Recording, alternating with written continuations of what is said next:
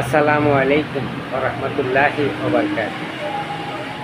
আমরা চারিদিকে এত মৃত্যুর সংবাদ শুনতে পাই, এত মৃত্যু আমরা দেখতে পাই, কিন্তু আমরা কি আসলে মানুষ হব না?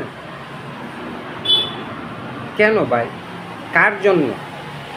এই যে আপনি একজন আরেকজনের সাথে হিংসামি করতেছেন, শত্রুতামি করতেছেন, একজনের কথা আরেকজনের কাছে লাগাইতেছেন, কেন ভাই?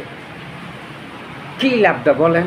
হয়তো আপনি ওনার কথা হইন না, ওনার সামসামি কইরা, ওনার দালালি কইরা নিলে কত টাকা পাইবেন, এই তো। আর কি পাইবেন বলেন ভাই? আপনি আমরা সবাই দুনিয়াতে আসছি, থাকবো না। একবার চিন্তা করে দেখেন, আমাদের পূর্বপুরুষরা কেউ এই দুনিয়াতে বেঁচে নেই। তো আমি কি করে আশা করি যে আমরা বেঁচে থাকবো? এখনো সময় আছে ভাই।